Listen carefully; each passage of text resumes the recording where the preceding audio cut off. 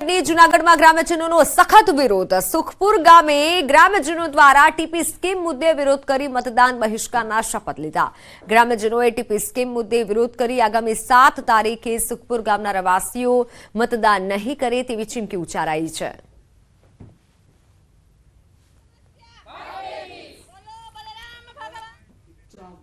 દિવસે છોટાઉદેપુર બેઠકના ભાજપના ઉમેદવાર જશુ રાઠવા પણ પ્રચારમાં એડી ચોટીનું જોર લગાવી રહ્યા છે। જશુ રાઠવાએ છોટાઉદેપુર નગરમાં બાઇક રેલી યોજી અને મોટી સંખ્યામાં તેમના સમર્થકો પણ તેમાં ઉપસ્થિત રહ્યા। રેલીમાં જશુ રાઠવાની સાથે નારણ રાઠવા અને ધારાસભ્ય રાજેન્દ્રસિંહ રાઠવા પણ જોડાયા હતા। આ દરમિયાન જશુ રાઠવાએ વિશ્વાસ વ્યક્ત કર્યો હતો કે છોટાઉદેપુરમાં કમળ ખીલવાનું નક્કી છે। કમળ ખીલવાનું નક્કી છે, સાથે જ લોકોને વધુમાં વધુ મતદાન કરવા માટે જશુ રાઠવાએ અપીલ કરી હતી। આજે છોટાઉદેપુર લોકસભાની ચૂંટણી માટેનો પ્રચારનો અંતિમ દિવસ છે। ગણતરીના કલાકો બાકી છે, ત્યારે હું અને મારા કાર્યકર્તાઓ સાથે મળીને છોટાઉદેપુર નગરની અંદર એક રેલીના સ્વરૂપે તમામ મતદારોને મળવા માટે નીકળ્યા છે અને લોકોનો ખૂબ સારો એવો પ્રતિસાદ મળી રહ્યો છે। છોટાઉદેપુરની જનતા આ વખતે ઠામી લીધું છે કે કમળ કમળ અને કમળ જ। લોકસભા ચૂંટણીનો પ્રચાર આજે અંતિમ દિવસ છે। ભાજપ અને કોંગ્રેસ દ્વારા બેઠક કબજે કરવા માટે એડી ચોટીનું જોર લગાવવામાં આવી રહ્યું છે। પ્રચારના અંતિમ દિવસે કેબિનેટ પ્રધાન કુબેર ડિંડોર અને લોકસભા ભાજપના ઉમેદવાર દ્વારા સંતરામપુર ખાતે રોડ શો યોજાયો। રોડ શો દરમિયાન કુબેર ડિંડોર અને ભાજપના ઉમેદવારનું ઠેર ઠેર સ્વાગત કરવામાં આવ્યું। આજે સાંજે પ્રચાર બંધ થશે।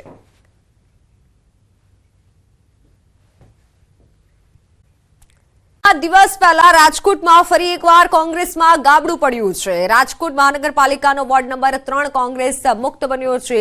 દાવો છે કે કોંગ્રેસમાં જે સ્થાનિક નેતાઓ બૂથની કામગીરી સંભાળતા હતા તેઓ તમામ ભાજપમાં જોડાઈ ગયા છે। રાજકોટ શહેર કોંગ્રેસના પૂર્વ મહામંત્રી કોંગ્રેસ પક્ષમાંથી કોર્પોરેશનની ચૂંટણી લડી ચૂકેલા દાનાભાઈ હુંબલ સહિત લગભગ કોંગ્રેસના ક્ષત્રિય, બ્રાહ્મણ, કોળી અને આહિર સમાજના 100 જેટલા કોંગ્રેસના કાર્યકર્તાએ પરસોત્તમ રૂપાલાની હાજરીમાં કેસરીયો ખેસ ધારણ કર્યો છે। પરસોત્તમ રૂપાલા ઉપરાંત ભરત બોગરા અને શહેર ભાજપ પ્રમુખ મુકેશ દોશીએ તમામ લોકોનું સ્વાગત કર્યું હતું। लगभग 100 જેટલા મુખ્ય કાર્યકર્તા કોંગ્રેસના જે ચૂંટણી વ્યવસ્થા સંભાળતા હોય એવા કાર્યકર્તા મતદાનના 2 દિવસ પહેલા કોંગ્રેસ છોડી ભારતીય जनता પાર્ટીમાં જોડાણા છે। ત્યારે આપ જોઈ શકો છો કે જે પ્રકારે નેતાવિહીન કોંગ્રેસ, દિશાવિહીન કોંગ્રેસ, વંશવાદ અને જૂથવાદમાં વહેંચાયેલી કોંગ્રેસ ફરી એક વખત રાજકોટ મહાનગરમાં કોંગ્રેસના રહ્યાસૈયા કાર્યકર્તાઓ પણ હવે કોંગ્રેસ છોડીને રામ રામ કરે છે। કોંગ્રેસ એ ડૂબતું જહાજ છે, એ જહાજમાંથી કૂદકા મારી અને સૌ મુસાફરો પોતાની સેફટી સાથે ભારતીય जनता પાર્ટીમાં જોડાઈ રહ્યા છે। વિકાસનો રથ આગળ ચાલી રહ્યો છે, એ રથમાં સૈનિક તરીકે સેવા કરવા આવ્યા છીએ।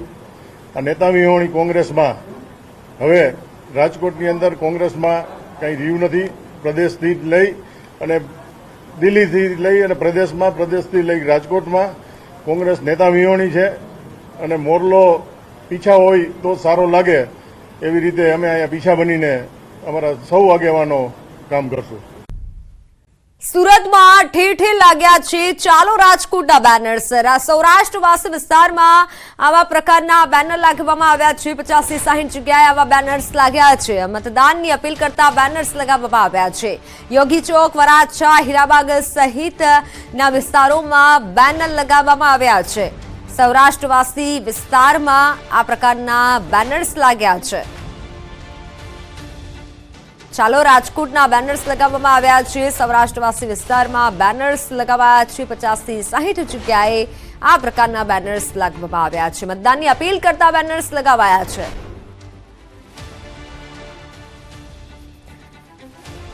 સુરતમાં આ પ્રકારના બેનર લગાવવામાં આવ્યા છે। સૌરાષ્ટ્રવાસી વિસ્તારમાં બેનર્સ લગાવવામાં આવ્યા છે કે ચલો રાજકોટ આ પ્રકારના સ્લોગનવાળા બેનર્સ लगावाया है। 50-60 जग्याए आ प्रकारना बेनर्स लगावाया है।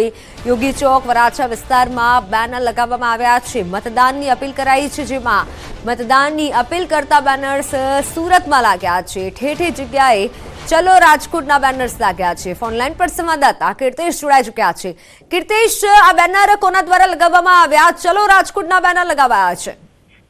બિલકુલ જે પ્રકારે લોકસભાની ચૂંટણીમાં આજે છેલ્લો દિવસ પ્રચાર પ્રસારનો છે, મોડી સાંજ થતા જ પડઘમ શાંત થશે ત્યારે મંગળવારના દિવસે એટલે કે 7 તારીખે જે પ્રકારે આખા ગુજરાતમાં લોકસભાના ઇલેક્શનોને લઈને મતદાન છે ત્યારે સુરતની બેઠક બિનહરીફ આવી ચૂકી છે ત્યારે સુરતના ઉમેદવારો માટે ખાસ કરીને સૌરાષ્ટ્રના આગેવાનો દ્વારા બેનરો લગાવવામાં આવ્યા છે કે ચાલો રાજકોટ, કારણ કે સુરતમાં સૌથી વધારે સૌરાષ્ટ્રના લોકો વસે છે એટલે કે સૌરાષ્ટ્ર પોતાના વતન તરફ જાઓ અને ભારે મતદાન કરવા માટે ખાસ કરીને 50 થી 60 જગ્યા પર આ પ્રકારના બેનરો લાગ્યા છે. સુરતના યોગી ચોક, વરાછા રોડ, હીરાબાગ, મોટા વરાછા, સરદાર ચોક, કતારગામ, અમરોલી જેવા વિસ્તારોમાં આ પ્રકારના બેનરો લાગ્યા છે. કહી શકાય કે મતદાન માટે જાગૃતિ છે કે પછી રાજકોટનો ચાલતા વિવાદને લઈને મતદાન વધુ થાય તેને લઈને બેનરો લાગ્યા, તેને લઈને હજુ સુધી કોઈ સ્પષ્ટતા થઈ નથી. પણ ચોક્કસ સુરતના લોકો સૌરાષ્ટ્રના મોટા પ્રમાણમાં વસેલા છે ત્યારે સુરતમાં જયારે મતદાન નથી થવાનું ત્યારે એ તમામ લોકો પોતાના મતનો જે અધિકાર છે સૌરાષ્ટ્રમાં જે વાપરે અને ભારે મતદાન કરે તેવી એક અપીલ કરતા બેનરો સુરતમાં જોવા મળ્યા છે. જી કીર્તિશ, આભાર માહિતી બદલ. પ્રવેશ માટે આજે નીટ યુજીની પરીક્ષા. દેશમાં 24 લાખથી વધુ વિદ્યાર્થીઓ નીટ યુજીની પરીક્ષા આપશે. ગુજરાતમાં 80,000થી વધુ વિદ્યાર્થી પરીક્ષા આપશે. અમદાવાદ સહિત રાજ્યમાં 31 સ્થળે આજે નીટ અને યુજીની પરીક્ષા યોજાઈ રહી છે.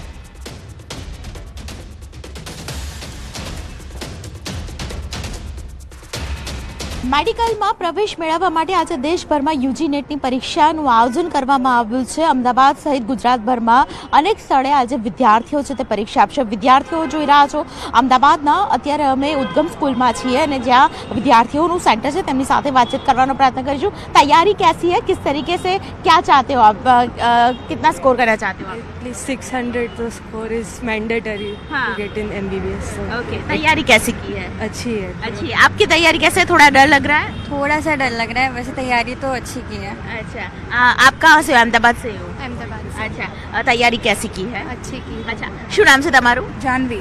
જાનવી, તૈયારી કેવી? सारी છે. અચ્છા, શું વિચાર કરો છો? Medical, dental? मेडिकल. અચ્છા, તમામ જે વિદ્યાર્થીઓ છે તે ધીમે ધીમે હવે પ્રવેશ લઈ રહ્યા છે.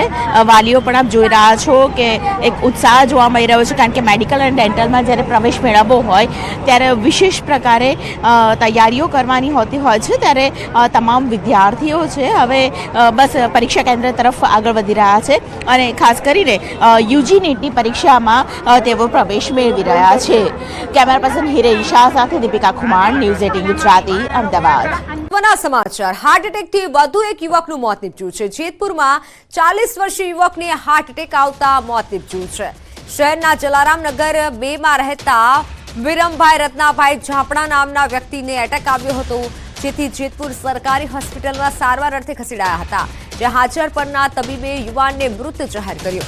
યુવકના અચાનક મોતથી પરિવારમાં ગમગીની છવાઈ ગઈ છે.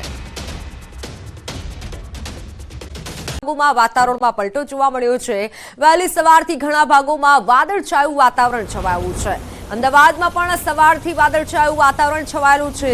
વાદળછાયા વાતાવરણથી ગરમીમાં આંશિક હવે રાહત મળશે. વાદળો ઘેરાતા તાપમાનમાં આંશિક ઘટાડો જોવા મળ્યો.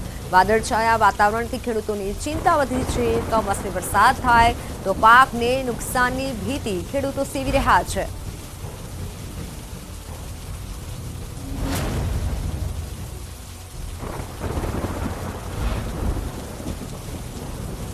વાત દ્વારકાની. દ્વારકા જિલ્લામાં વાતાવરણમાં પલટો આવ્યો છે. વાદળછાયા વાતાવરણ વચ્ચે ઠંડા પવનથી વાતાવરણમાં ઠંડક પ્રસરી. કાળઝાળ ગરમી વચ્ચે દ્વારકા જિલ્લામાં વરસાદી માહોલ જેવું વાતાવરણ છવાયું. વાદળછાયા વાતાવરણ વચ્ચે ઠંડો પવન ફૂંકાતા ગરમીમાંથી આંશિક રાહત મળી.